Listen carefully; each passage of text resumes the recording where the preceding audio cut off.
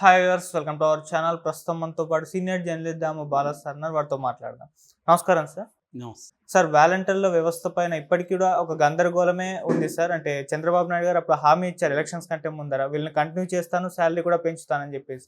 కానీ ఇప్పుడు ఆయన మాట్లాడుతున్న మాటలు చూస్తే డౌట్ అన్నట్టుగా కనిపిస్తుంది. అసలు వాలంటీర్ వ్యవస్థే లేదు, జగన్ హయాంలోనే దాని గడువు ముగిసింది, ఆయనే అందరినీ తీసేశారు, వాళ్ళ సర్వీస్ కూడా అయిపోయింది అని చెప్పేసి చెప్తున్నారు. మరి ఇప్పుడు ఆయన అసలు వాలంటీర్ వ్యవస్థను ఉంచుతారా లేదా? మరి మీ ఒపీనియన్ సార్ ఆయన కామెంట్స్ పైన? చంద్రబాబు పేరే యూటర్న్ బాబు. యూటర్న్లు తీసుకోవడంలో ఆయన మించినోడు లేదు. కాబట్టి ఆయన ఏం చేసినా అది కరెక్ట్ అని మోసే బ్రహ్మాండమైన మీడియా ఉంది, కార్యకర్తలు ఉన్నారు, వ్యవస్థలు ఉన్నాయి ఆయనకి. కాబట్టి ఆయన ఎట్లయినా చెప్పచ్చు. నిజానికి వాలంటీర్లని వాళ్ళు ఇప్పుడు ఏం చెప్తున్నారు, చంద్రబాబు కానీ, కొలను పార్థసారథి కానీ, తెలుగుదేశం మీడియా కానీ ఏం చెప్తుంది, వాలంటీర్లని జగనే పక్కన పెట్టేశాడు, లాస్ట్ ఇయర్ ఆగస్టుకే వాలంటీర్ అగ్రిమెంట్ అయిపోయింది అనేది చెప్తున్నారు. ఇదేమన్నా కొత్త విషయమా? ఎలక్షన్ ముందే తెలుసు కదా వాళ్ళ అగ్రిమెంట్ అయిపోయిందని. వాళ్ళకి తెలియదా? వాలంటీర్లకి తెలుసు, అందరికీ తెలుసు. ఎందుకంటే 5 ఏళ్ళ వరకే వీళ్ళు ఉంటారు, మళ్ళీ కొత్త ప్రభుత్వం వచ్చినప్పుడు మళ్ళీ రెన్యువల్ చేస్తారు. వాళ్ళ పేరే వాలంటీర్, అదేమి రెగ్యులర్ ఎంప్లాయ్మెంట్ కాదు. ఎంప్లాయ్మెంట్ కానప్పుడు వాళ్ళతో ఒక ప్రభుత్వం ఒక ఒప్పందం చేసుకుంది, మీరు వాలంటీర్గా సర్వీస్ చేస్తున్న దానికి మేము గౌరవ వేతనం ఇస్తామని. సో వాళ్ళని పర్మనెంట్ ఎలా చేస్తారు? ఎవడైనా, ఏ గవర్నమెంట్ అయినా బుద్ధి లేక మాట్లాడడం తప్ప ఇవి. అంటే వీళ్ళు జనమంతా వెదవలని ప్రచారం చేస్తుంటే నమ్మేవాడు నమ్ముతాడనేది తెలుగుదేశం మీడియాకుండే, తెలుగుదేశంకే కాదు ఇప్పుడు అన్ని పార్టీలకి మీడియాకుండే ఇదే. కనీసం ప్రజలు ఆలోచిస్తారనేది కూడా ఎవరికి లేదు. ఎందుకంటే ఎక్కువ మంది ప్రజలు కూడా తమకి ఏమి లాభం ఉంటుందో చూస్తారు తప్ప ఆలోచించే పరిస్థితిలో కూడా ఉండరు. సో అందుకని వీళ్ళు ఇప్పటికీ అబద్ధాలు చెప్తున్నారు. కాబట్టి వీళ్ళు కొత్తగా చెప్పింది ఏం లేదు. వాలంటీర్ల అగ్రిమెంట్ అనేది లాస్ట్ ఇయర్ అయిపోయిందనేది అందరికీ తెలుసు. తెలిసి వీళ్ళు ఇప్పుడు మాట్లాడుతున్నారు. అది వాలంటీర్లకు కూడా తెలుసు. మళ్ళీ వాళ్ళనే కంటిన్యూ చేస్తాననేది జగన్ చెప్పిన హామీ. మీరు ఉండండి, మీరు మళ్ళీ మేము చేస్తానని. చంద్రబాబు కూడా అదే హామీ కదా ఇచ్చాడు. చంద్రబాబుకు అప్పుడు తెలీదా అగ్రిమెంట్ ఉన్నట్టు? చంద్రబాబు తెలీదా? అంత గుడ్డిగా కళ్ళు మూసుకున్నాడు చంద్రబాబు, లేకపోతే ఈ తెలుగుదేశం మీడియా? వీళ్ళకి అప్పుడు తెలీదా? సో తెలిసి ఎందుకు చంద్రబాబు నేను వాలంటీర్లకి కంటిన్యూ చేస్తాను, వీళ్ళకి 10,000 ఇస్తానని ఎలా అన్నాడు? పోనీ ఆ వాలంటీర్లు సరే అగ్రిమెంట్ అయిపోయింది, కొత్త వాళ్ళని తీసుకో. వాలంటీర్లని నువ్వు ఇచ్చిన హామీ నిలబెట్టుకోవాలంటే కొత్త వాళ్ళని తీసుకొని మరి 10,000 ఇవ్వు ఇప్పుడు. అదెందుకు చేయట్లేదు? అంటే ప్రతిదానికి ఇతను తీసుకునే యూటర్న్కి జగనే కారణమని చెప్పాలి.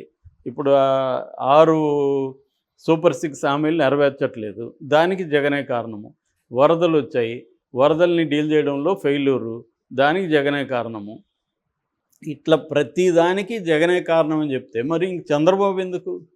చంద్రబాబు జగన్ చేయలేని పని చంద్రబాబు చేస్తాడని కదా చంద్రబాబును గెలిపించింది. ప్రతిదానికి జగన్ మీద నెపం వేసేస్తే నువ్వేం చేస్తున్నట్టు? సో జగన్ వెధవైనా కూడా నేను ఇది చేయగలిగాను అనేది కదా చెప్పాలి, అది చేయలేదు.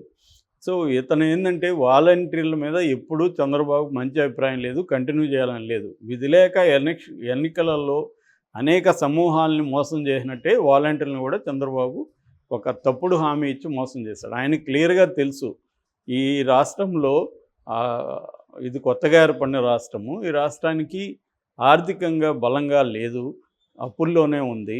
ఎందుకంటే విభజన హామీలు ఏది కూడా కేంద్రం నెరవేర్చలేదు. కేంద్రాన్ని ఎప్పుడూ జగను నిలదీయలేదు. జగన్ కంప్లీట్గా సరెండర్ అయిపోయాడు, చంద్రబాబు కూడా కంప్లీట్గా సరెండర్ అయిపోయారు. ఇద్దరూ తేడా లేదు ఈ విషయంలో. వీళ్ళు పోరాడి ఉంటే జగన్ కేంద్రం నుంచి కొంత విభజన హామీలు నెరవేర్చుంటే కొంతవరకు ఆంధ్ర రాష్ట్రం కొద్దిగా బెటర్గా ఉండేది. ఓకే. ఎందుకంటే ఒక హైదరాబాద్ 40 ఉమ్మడి ఆంధ్రప్రదేశ్లో మొత్తం రెవెన్యూలో 45% హైదరాబాద్ నుంచి వచ్చేది. అలాంటిది హైదరాబాద్ కోల్పోవడం వల్ల ఆంధ్రప్రదేశ్కి పెద్ద దెబ్బ తగిలింది. అట్లని వనరులు లేవా అంటే ఉన్నాయి, కానీ పెట్టుబడులు రావాలి కేంద్రం నుంచి. అందుకనే కేంద్రం విభజన చట్టం కాంగ్రెస్ పార్టీ చేసింది. ఆ విభజన చట్టం ప్రకారం రావాల్సింది వచ్చుంటే రాష్ట్రానికి చాలా మేలు జరిగేది. అట్లాగే ప్రత్యేక హోదా వచ్చునుంటే కూడా అనేక పరిశ్రమలు వచ్చిండేవి, అనేక రకాల ఇన్స్టిట్యూట్లు వచ్చిండేవి, అవన్నీ జరిగేవి. అవేవి వీళ్ళిద్దరూ చేయలే, చంద్రబాబు కానీ జగన్ కానీ. చేయకుండా ప్రజల్ని ఏమారిస్తూ ఇద్దరు బతికేశారు. అయితే వాలంటీర్ వ్యవస్థ అనేది జగన్ ఎందుకు తెచ్చాడంటే ఒకటి పార్టీ కేడర్ని వాళ్ళని నమ్మకుండా తనకి ప్రజలకు మధ్య ఒక వారధిగా ఒక వ్యవస్థను సృష్టిద్దామని జగన్ అనుకున్నాడు. ఓకే. జగన్కి ఏ రాజకీయ పార్టీ నాయకుడు చేసినా రాజకీయ ప్రయోజనాలు లేకుండా ఏ వ్యవస్థల్ని వీళ్ళు పెట్టరు, ఏ రకమైన నిర్ణయాలు తీసుకోరు. ఇప్పుడు హైడ్రో తెచ్చాడు. ఎందుకు తెచ్చాడు హైడ్రో? చెరువుల నుంచి విముక్తి చేయడానికా? అదే ఆయన చెప్పేది ఎవడు నమ్మడు. అది ఖచ్చితంగా రేవంత్ రెడ్డి రాజకీయ ప్రయోజనాలు ఆశించి, రాజకీయ ప్రయోజనాల్లో కూడా పార్టీ ప్రయోజనాలు, తన వ్యక్తిగత ప్రయోజనాలు ఆశించే హైడ్రాని తీసుకొచ్చాడు. అంతకుముందు రాజశేఖర రెడ్డి గొప్పగా చెప్పుకునే ఆరోగ్యశ్రీ, ఫీజు రీయింబర్స్మెంట్ కూడా రాజశేఖర రెడ్డి తెచ్చింది ప్రధానంగా ఎందుకు? హాస్పిటల్స్ కోసం, కార్పొరేట్ కాలేజీల కోసం. కాకపోతే సైడ్ ఎఫెక్ట్గా ప్రజలకు కూడా పనికొచ్చింది, అందుకని వాటికి పేరు వచ్చింది. అలాగా ఇప్పుడు జగన్ కూడా వాలంటీర్ వ్యవస్థను తన కోసమే నిర్మించుకున్నా కూడా ప్రజలకు అది హెల్ప్ అయింది. ప్రజల దగ్గరికి వీళ్ళు వెళ్ళడం ఎందుకంటే ఇప్పటికి కూడా బ్యూరోక్రసీ గందరగోళంగా ఉంటుంది. నిన్న మా ఫాదరు దాని ఏమంటారు డెత్ సర్టిఫికేట్ కోసం పోతే అది ఆల్రెడీ తప్పులో ఉంది, వాళ్ళ అబ్బాయిని రమ్మని అన్నారు. నేను ఇక్కడ ఉన్నాను రా బాబు, మా మదర్ ఉంది ఇవ్వండి అంటే ఇవ్వట్లేదు వాళ్ళు. అందుకని మళ్ళీ ఒక గతంలో పనిచేసిన వాలంటీర్ని పట్టుకుంటే వాడు చేయగలుగుతున్నాడు ఆ పని. లేకపోతే ఇప్పుడు నేను పోయి అక్కడ 4 రోజులు 5 రోజులు ఇమీడియట్గా పనులు కావు కదా.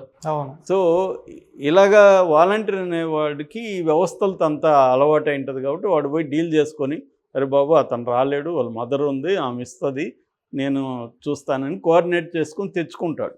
లేకపోతే వాళ్ళేమో మీరు రండి అంటారు, ఢిల్లీ నుంచి వచ్చినప్పుడు చేద్దాం ఉంటారు. ఎవరికేమీ ఇంట్రెస్ట్ లేదు పనిచేయ వ్యవస్థలు. అందుకని వాలంటీర్ వ్యవస్థ అనేది ఎఫిషియెంట్గా పనిచేసింది. పైగా 50 రోజులకు 50 ఏళ్ళకి ఒక వాలంటీర్ కాబట్టి అందరితో ఇతను మంచిగా ఉండడం. రెండోది వీళ్ళు వేరే పనులు కూడా వాళ్ళకి చెప్తుంటారు, దానికి వీళ్ళు డబ్బులు ఇస్తారు. అలా కూడా 5,000 కాకుండా ఇంకొంత ఇన్కమ్ కూడా వాళ్ళకి జనరేట్ అవుతుంది. అట్లాగే వాళ్ళకి అక్కడ కొంత పరువు ప్రతిష్ట అంటే సోషల్ క్యాపిటల్ కూడా వాళ్ళ చుట్టూ చేరుతుంది. ఇలాగ వాలంటీర్ వ్యవస్థ అనేది ప్రాక్టీస్లో మంచిగా ఉన్నది.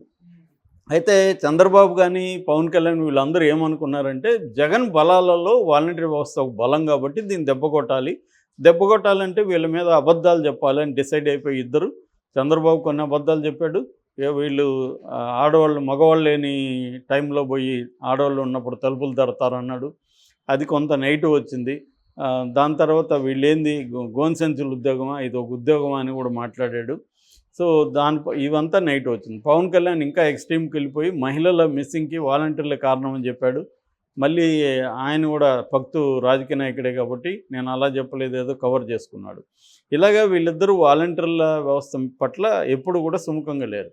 కానీ వీళ్ళకి అర్థమైంది వాలంటీర్ వ్యవస్థని మనం నెగిటివ్గా మాట్లాడే కొద్దీ మనకే ఇబ్బంది అని అర్థమై చివరిలో మళ్ళీ అనేక యూటర్న్లు తీసుకొని చంద్రబాబు నేను వాలంటీర్లకు 10,000 ఇస్తాను. ఇప్పుడేమంటున్నారు, జగనే అగ్రిమెంట్ పోయింది కదా మేమేం చేస్తుంది. జగన్ అగ్రిమెంట్ పోయిన విషయం అందరికీ తెలుసు, ప్రజలకు తెలుసు, వాలంటీర్లకు తెలుసు, నీకు కూడా తెలిసే నువ్వు హామీ ఇచ్చావు. అంటే వాలంటీర్ వ్యవస్థని తను రద్దు చేయాలి. ఆల్రెడీ అనేక రద్దుల ప్రభుత్వం అనేది కూడా ఆల్రెడీ పేరు వచ్చేసింది.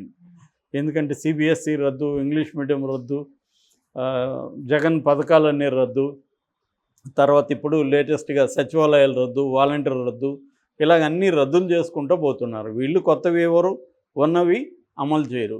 ఇది జరుగుతుంది. అంటే మోసం చేసే కార్యక్రమం అనేది ఎలక్షన్ ముందు స్టార్ట్ అయింది, అక్కడి నుంచి ఇదే జరుగుతుంది.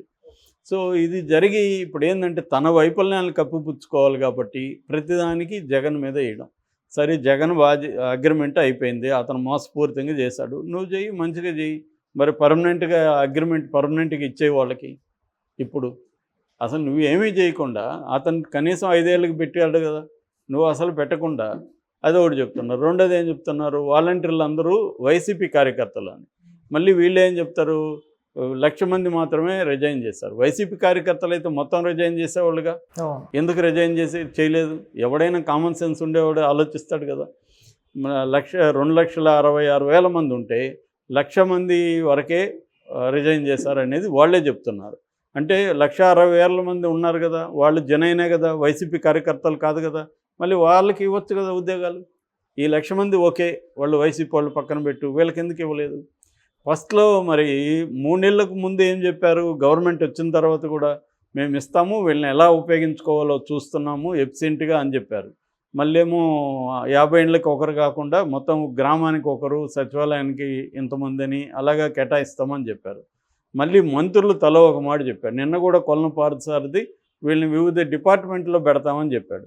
మళ్ళీ చంద్రబాబు ఏమో అసలు ఇదంతా లేరు కదా, వాలంటీర్లు లేరు అనేస్తున్నాడు. అంటే అదేదో శంకరాచార్యుడు చెప్తాడు కదా, జగం మిథ్య, గజం మిథ్య, పలాయనం మిథ్య అని శంకరాచార్యుడు పాపులర్ కొటేషన్ ఉంది. ఒక ఏనుగు ఊరేగింపులో దానికి మ్యాడ్ వచ్చి జనాల్ని తొక్కేస్తే శంకరాచార్యుని అడిగారు, నువ్వు ప్రపంచం మిథ్య అంటావు కదా, మరి ఏనుగు వచ్చి చంపేసిందంటే ఏనుగు మిథ్యే, ప్రజలు పారిపోవడం కూడా మిథ్య అని చెప్పాడు అతను. అతను అప్పుడే మనలాంటి వాళ్ళు అయితే ఏమడుగుతామంటే, అతని మీద కత్తితో 4 ఘాట్లు కోస్తే అది కూడా కత్తి మిథ్యే, నీకు ఘాట్లు కూడా మిథ్యే అని చెప్తే ఎలా ఉంటుంది? అలా ఉంది ఇది. అంటే వాలంటీర్లే లేరు, నేను ఇంకా వాలంటీర్ల గురించి ఎందుకు మాట్లాడతారా అంటున్నాడు. సో అంటే వీళ్ళ అబద్ధాలని, వీళ్ళ మోసపూరిత